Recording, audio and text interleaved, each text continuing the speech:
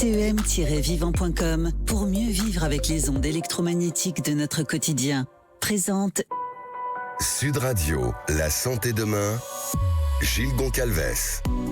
Bonjour et bienvenue sur Sud Radio dans l'émission La Santé Demain, une émission qui donne la parole aux acteurs de la santé, de la médecine en général et de la santé au naturel en particulier. Aujourd'hui, nous allons parler de psychiatrie, plus précisément de psychiatrie métabolique. Pour cela, j'ai le plaisir d'accueillir pour vous le docteur Albert Danan. Bonjour docteur. Bonjour. Docteur Danan, vous êtes psychiatre et vous êtes engagé dans deux axes de travail. D'une part, la psychosomatique relationnelle. Donc la psychosomatique que vous avez enseignée à l'Université de Toulouse, et d'autre part la psychiatrie métabolique qui inclut le régime cétogène dans les troubles mentaux sévères. Nous allons également parler de votre étude de 31 patients hospitalisés atteints de pathologies mentales graves. Cher docteur, comment en êtes-vous venu à vous intéresser à l'approche métabolique ? Alors là, j'y suis venu de manière un petit peu par hasard, je dirais, à l'occasion de ce dont j'ai été témoin concernant un jeune adolescent proche de ma famille qui souffrait d'épilepsie chimio-résistante et d'autisme de manière conjuguée, sans aucun succès de toutes les thérapies anticonvulsivantes qui avaient été proposées, et ce durant des années, jusqu'au jour où son père a eu vent de ce qu'était le régime cétogène et le lui a appliqué. Et j'ai eu la stupéfaction de voir ce garçon cesser de convulser, diminuer ses traitements et voir également ses comportements autistiques s'améliorer. Ce qui m'a vraiment donné envie de creuser le sujet, de me dire qu'au fond, ça pouvait être applicable de manière beaucoup plus large, puisque on parle toujours de la même chose, que ce soit en psychiatrie ou en neurologie, c'est-à-dire du cerveau. Bien sûr. Et qu'est-ce que ce régime cétogène en fait ?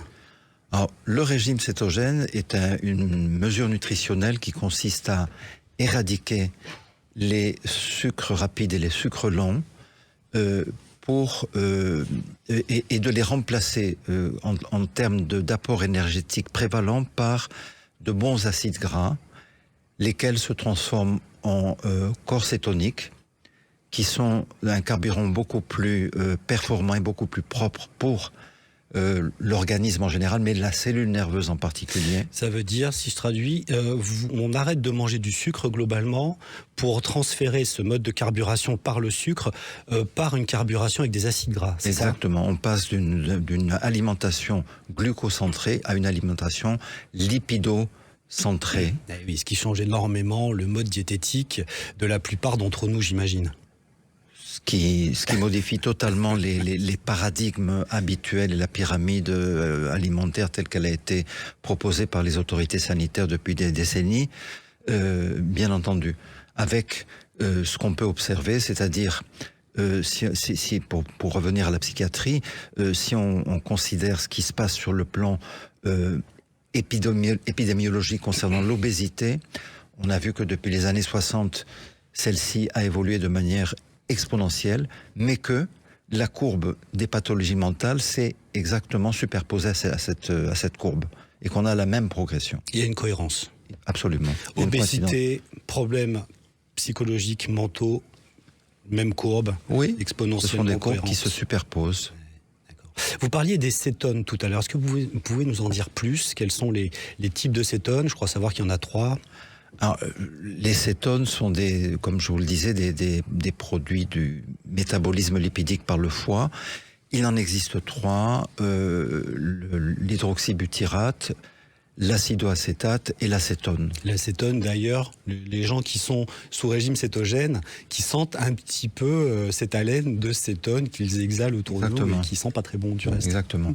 Alors l'intérêt, c'est que c'est un régime qui est très facilement évaluable, dans le sens où les cétones peuvent se mesurer très facilement, soit par l'haleine, soit par des bandelettes urinaires, soit par le même dispositif que pour l'insuline, enfin pour la glycémie, et on sait immédiatement si le patient est observant ou pas. Donc vous conseillez quand même de tester la glycémie et les cétones, parce que je pense qu'un régime cétogène, si je peux me permettre, s'il n'est pas testé, souvent la plupart des patients sont complètement à côté en pensant qu'ils le sont. Voilà, un régime cétogène bien formulé doit conduire à une acétonémie, un taux de cétose qui soit probant. Absolument. Donc l'avantage dans ce régime cétogène, c'est la baisse de l'insuline, puisque l'insuline est au cœur des préoccupations et des débats sur l'obésité et les maladies métaboliques.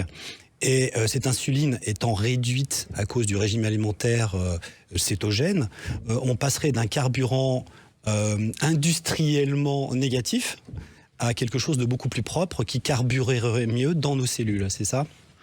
Oui, c'est tout à fait ça. Vous permettez, par le biais des cétones, d'avoir un rendement énergétique cellulaire au niveau de la cellule nerveuse qui est éminemment plus performant et beaucoup plus propre en termes de stress oxydatif, par exemple. Et l'intérêt de supprimer le sucre, bien sûr, c'est de supprimer l'inflammation, d'améliorer ce que vous disiez, l'insulinorésistance, parce que l'insuline, quand vous consommez du sucre, eh bien, vous fabriquez de l'insuline. Et votre corps, au bout d'un moment, se dit stop, j'ai plus besoin de toute cette insuline et je vais devenir insulinorésistant. Ce qui va donner quoi sur le plan psychiatrique ou neurologique, c'est que vous allez avoir un cerveau qui va baigner dans un océan de sucre sans pouvoir intégrer ce glucose au cœur de la cellule du fait de cette insulinorésistance. Absolument, parce qu'on parle de psychiatrie métabolique, et donc on est axé aujourd'hui un peu plus sur le cerveau. Le cerveau qui dispose de ses mitochondries également va bénéficier de cette carburation propre, si je puis dire, pour avoir un meilleur rendement, n'est-ce pas ? Parce que le pendant de tout ça, c'est des symptômes tels que du brouillard mental, de la procrastination, de la dépressivité, hein, c'est ce qui accompagne ce phénomène d'insulinorésistance cérébrale. Donc en fait, est-ce qu'on peut étendre, je vais plutôt poser la question dans ce sens-là, est-ce qu'on peut étendre ce régime cétogène à des enfants qui seraient TDAH par exemple ? Alors oui, moi je l'applique avec beaucoup d'intérêt et avec des réponses tout à fait satisfaisantes et voire même souvent spectaculaires à de jeunes enfants qui arrivent, à adopter ce régime et à se rendre compte eux-mêmes que quand ils prennent du sucre, eh bien leur comportement change. Et j'ai même eu un enfant qui m'a dit, je suis capable de détecter un enfant qui a consommé du sucre parce qu'il va se mettre en colère, il va se mettre... c'est pour dire à quel point ça peut fonctionner. Oui, parce que ce régime cétogène, sans rentrer dans les détails techniques, augmente le GABA, c'est-à-dire qu'il vient un peu inhiber l'excitabilité créée par le sucre, le glutamate qui fait exploser les neurones dans tous les sens. C'est pour donner une image, n'est-ce pas ? Oui, c'est un des mécanismes d'action parmi les autres. J'ai parlé de l'inflammation, j'ai parlé de l'insulinorésistance. Il y a un effet sur la neurotransmission avec l'effet GABA sur le GABA et le glutamate. Il y a le stress oxydatif aussi qui intervient, qui est diminué. Et il y a une stabilisation des réseaux neuronaux, entre autres choses. Parce que c'est important de porter le poids de ce qu'on raconte. Merci, docteur Danan. Pour mieux vivre avec les ondes électromagnétiques de notre quotidien, présente Sud Radio, la santé demain, Gilles Goncalves. Deuxième partie de la santé demain avec le docteur Albert Danan, psychiatrie métabolique. Nous parlions du régime cétogène, keto pour les Américains. Quelles sont les variétés de ce régime ? Alors les représentations du régime sont toujours très personnelles. Pour certains, il s'agit de manger des fruits, des légumes. C'est pas tout à fait ça. Le régime cétogène, c'est un régime dans lequel on est... alors, il y a plusieurs types de régimes. Celui qui est le plus indiqué pour l'épilepsie, c'est un régime qui donne un ratio de 4-1, c'est-à-dire de 4 grammes de lipides pour 1 gramme de tout le reste, c'est-à-dire 1 gramme de protéines et de glucides. On peut passer sur des régimes de ratio 3-1. Il peut y avoir ce qu'on appelle le régime de Atkins. Ça, c'était un régime qui était destiné surtout à la perte de poids. Il y a le Atkins modifié dans lequel on adjoint un peu plus de matière grasse c'est indiqué dans les épilepsies comme le régime 4-1 que j'indiquais tout à l'heure. Donc 4,1, pour résumer, c'est 4 Grammes de lipides. De lipides pour 1 gramme de tout le reste. D'autre chose. Donc les lipides sont les graisses. Hein. Absolument. Ça charge en graisse. 5 grammes. Voilà. Après, il y a les régimes à index glycémique bas qui peuvent être aussi utiles dans l'épilepsie. Le fameux low carb. Oui, c'est ça. C'est ça. Et le jeûne intermittent est un recours intéressant. Il permet de booster la fabrication de corps cétoniques dans les régimes cétogènes quand il y a un écart, par exemple. Et enfin, il y a l'apport de cétones exogènes qui sont représentés par ce qu'on appelle l'huile MCT, qui permet donc d'apporter des corps cétoniques. Triglycérides à chaîne moyenne, c'est ça? C'est ça. Donc ça, apport exogène, ça veut dire qu'on va supplémenter ces MCT et les consommer. Voilà. Au lieu de fabriquer des cétones naturelles, on les apporte de manière synthétique. Directement. Quels sont les aliments recommandés dans le régime cétogène? Alors, les aliments recommandés, c'est autant de viande que vous voulez, autant de légumes, autant de poissons, d'œufs,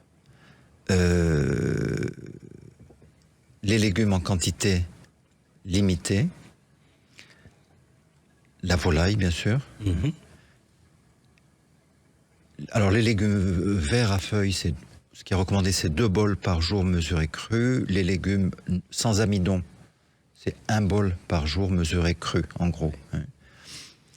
Ce qui est certain, c'est qu'il faut éradiquer les sucres rapides.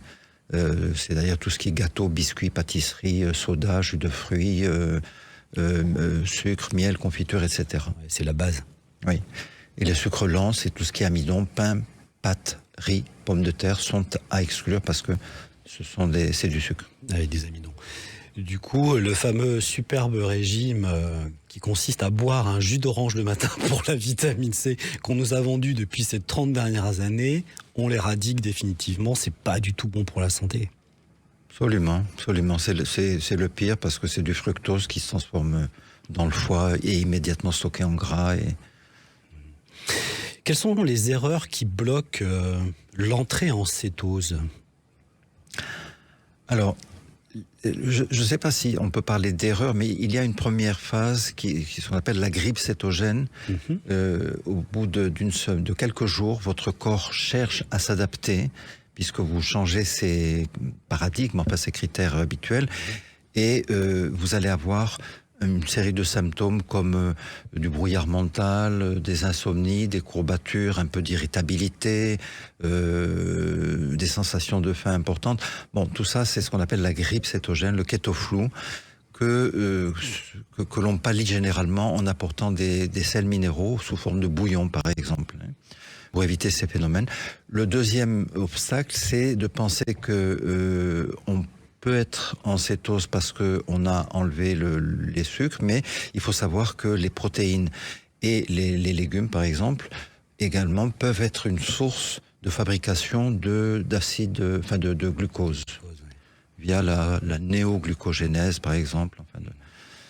Et donc, il est important de prendre la mesure, de doser de doser les corps cétoniques. Oui, d'où l'importance de doser tous les jours et la glycémie et les corps cétoniques. Oui, c'est important. Est-ce un régime sûr? Alors, c'est vrai que on peut être un peu horrifié ou inquiet, en tout cas, de constater la quantité de lipides que ça représente au regard des recommandations sanitaires dont nous avons l'habitude. En fait, de très nombreuses études ont été conduites concernant le risque cardiovasculaire, le risque de mortalité et le risque d'AVC sur des populations très importantes. Je citerai une étude, mais c'est loin d'être la seule, l'étude PURE, qui a été conduite sur 155 000 patients sur 7,4 années, et dans laquelle on a mis en évidence que le plus de lipides vous consommez, le moins d'incidence sur la mortalité vous avez. Idem pour le risque cardiovasculaire et l'hypertension. Et pour ce qui est de l'AVC, on passe d'un ratio de 2,3 pour 1000 à 1, de 2,7 pour 1000 à 1,3 pour 1000 si vous avez une alimentation riche en lipides. Ça descend drastiquement. Alors on parle souvent de cholestérol, LDL, HDL, dès qu'on parle de graisse, qu'est-ce que vous en pensez ?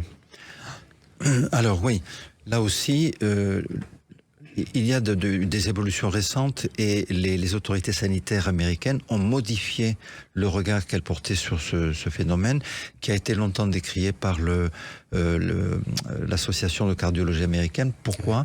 Parce que c'est vrai qu'on observe une augmentation de ce qu'on appelle le LDL, qui est le mauvais cholestérol entre guillemets, en sachant que en fait, dans ce mauvais cholestérol, il y a deux parties. Une partie qui est dense, compacte et qui, elle, peut être hétérogène, et une partie qui, au contraire, est spumeuse et qui, elle, est au contraire protectrice, et c'est elle qui est augmentée dans le régime cétogène. C'est parfait. Quelles seraient les indications médicales majeures pour ce régime cétogène ? On a parlé de psychiatrie, mais alors, est-ce qu'on peut retrouver ce modèle sur d'autres types de pathologies ? Oui, les indications médicales sont larges. Il y a d'abord la perte de poids. Oui. Dans l'obésité. Deuxièmement... Ce qui est paradoxal, je peux vous couper, parce qu'on se dit, je mange du gras, donc je vais prendre du gras. Non, puisque les corps cétoniques font que la cellule carbure beaucoup mieux au niveau des mitochondries, et donc ayant une meilleure carburation cellulaire, ça diminue. Il y a ça, mais il y a aussi le fait que quand vous consommez du gras, votre métabolisme va se modifier et va augmenter, donc vous allez perdre plus de poids. Métabolisme de base. D'autres indications médicales, bien sûr le diabète. On a beaucoup d'inversions, on arrive à inverser des diabètes. J'ai personnellement, dans l'étude dont on parlera tout à l'heure, je suis arrivé à arrêter des insulines. D'autres indications, notamment en neurologie, la maladie d'Alzheimer, la sclérose latérale amyotrophique font partie de case report, d'études de cas qui ont été dans le cadre de la sclérose latérale amyotrophique, est-ce qu'on arrive à rallonger un peu l'espérance de vie ? Oui, et surtout, oui, absolument. Absolument. Le Parkinson, la migraine, beaucoup de cancers, notamment des glioblastomes qui sont des cancers très sévères, on arrive à prolonger. Je ne dis pas à guérir, mais à prolonger. Beaucoup d'expériences sur des animaux ont montré qu'on arrivait à prolonger significativement. Voilà, en gros, il y en a d'autres, mais je ne peux pas être exhaustif. C'est parfait. On pourrait passer à l'évaluation des études que vous avez faites sur ces 31 patients hospitalisés.